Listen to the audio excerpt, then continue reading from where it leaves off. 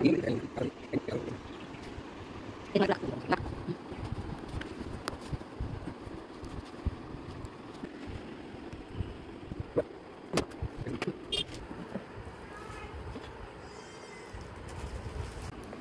তাহলে ইয়েতে নেবি? তেলটা পিন করে নেবি। তেল যদি বাড়ির সঙ্গে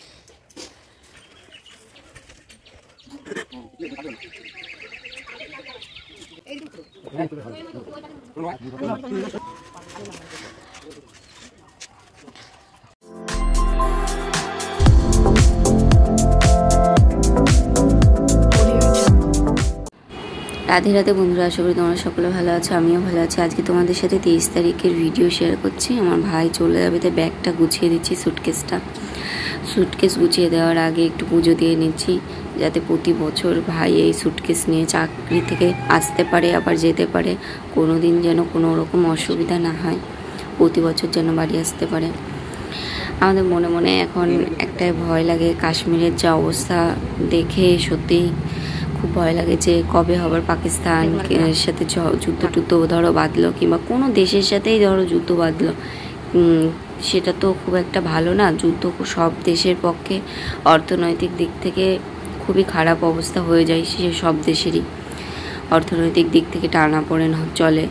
তখন বর্তমান যা পরিস্থিতি, কিছুই বলা যাচ্ছে না। দেখো আমি সব কিছু গুছিয়ে দিচ্ছি। এটা ভাইয়ের শেভিং কিট, সাবান, এখানে সব কিছু আছে, তেল সব কিছু, ছেলেদের যা লাগে, আয়না টায়না সব নিয়ে নিয়েছে, যেহেতু ওখান থেকে বলে দিয়েছে। তারপরে দাড়ি কাটার রেজার টেজার, সার্ফ সব দিয়ে নিতে বলেছে। তারপরে জামা টানানোর জন্য হ্যাঙ্গার, ডায়েরি, পেন, খাতা সব কিছু। আর এটা হলো আমার ভাইয়ের বজরংবলী, ভাইয়ের না আমাদের সকলের বজরংবলী, যে না থাকলে হয়তো তার আশীর্বাদ ছাড়া হয়তো ভাই চাকরিটাই অসম্ভব হয়ে দাঁড়াতো। আমার ভাই রোজ হনুমান চালিসা পাঠ করতো আর হনুমানজির কাছে অনেক অনেক প্রার্থনা করতো। আর দেখো দেখতে দেখতে কিন্তু যাওয়ার সময়টাও চলে আসলো। আর সবার পাড়ার সকলের কিন্তু মন খুব খারাপ। আমি দিদা আগেই চলে এসেছি বাড়ি, ওখানে যা ভাই তুলসী মন্দিরের ওখানে গিয়ে প্রণামটা করে আসবে। আর এখন সবাই আমাদের বাড়িতে দাঁড়িয়ে আছে, আমাদের পাড়ার সকলে সবাই, কেউ মানে সকলে আমাদের গ্রামের দিকে সবারই বিকালের দিকে মাঠে কাজটা থাকে, এখন ধানের টাইম, সবার অনেক কাজ আছে। জেঠারা কেউ আসেনি বলে এইদিকে জেঠাদের দিকে গিয়ে ভাই প্রণাম করে আসলো, জেঠা জেঠিদের। আর এই পাশের বাড়ির দাদারা বৌদিরা সবাই এসেছে, কাকা কাকিরা সবাই আমাদের বাড়িতে। দেখো বাচ্চারা, ওই ভাই ক্রিকেট খেলা করে যাদের সাথে, তারাও এসেছে। আর এটা হলো আমাদের বাড়ির পাশে একটা বৌদি। এখন কি বলবো, মানে এই টাইমটা ভিডিও করার মতন না, তবুও ভিডিও করছি। ও বলেছে যে দিদি একটা ভিডিও করে রাখবি, আমি তো চলে যাবো পরে, এরকম দেখবো, আমার খুব ভাল লাগে। কিন্তু সত্যি কথা বলতে খুব কষ্টের ভিডিওটা করা। যারা ভিডিও করে, আমি এখন শুধু ভাবি যে তারা কি করে ভিডিও করে, বুকে পাথর চাপা রেখার মতন একটা কাজ। এই মানে এমন সিচুয়েশানে ভিডিও, আমি কোনোদিন কোনো রকম এরকম ইমোশনাল সিচুয়েশানে ভিডিও করিই না। বাড়িতে অনেক রকম দুর্ঘটনা হয়, কিন্তু কোনো দিন আমার মনে বলে না যে ভিডিও করি। কিন্তু যেহেতু এটা অনেক খুশির মুহূর্ত আর ইমোশনাল মুহূর্ত, সেই জন্য করলাম।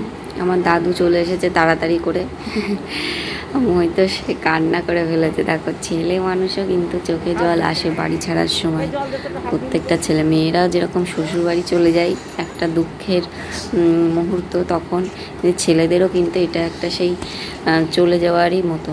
আর বাড়িতে আসতে পারবে বছরে অতিথি হয়ে 2-1 মাসে, যখন ছুটি পাবে তখন।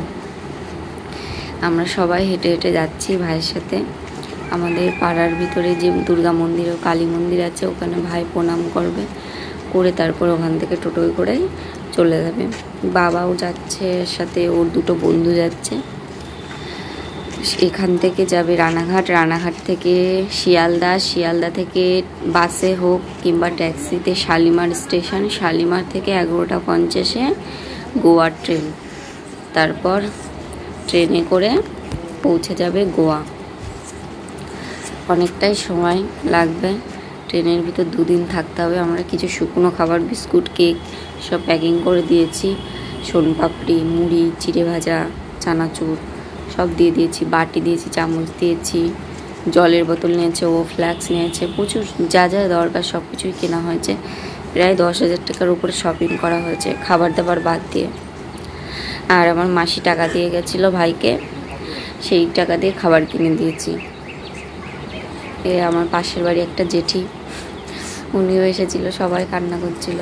জেঠি যখন অসুস্থ ছিল আমার ভাই তখন জেঠিকে হসপিটালে নিয়ে গেছিলো। মানে জেঠি তখন বলছে যে মৈতেশ নিয়ে গিয়েছিলো আমার, মৈতেশ যখন চলে যাচ্ছে। কাজের সূত্রে তো যেতেই হবে, যতই কষ্ট লাগুক আর যাই লাগুক। এখন ইন্ডিয়ান আর্মি, কষ্ট টষ্ট দূরে রেখে এখন দেশের জন্য কাজ করতেই হবে, কিছু করার নেই। দেখো দেখতে দেখতে ভাই চলে গেল, আবার আসবে কয়েক মাস পরে, তোমাদের সাথে আবার তখন ভিডিও শেয়ার করব।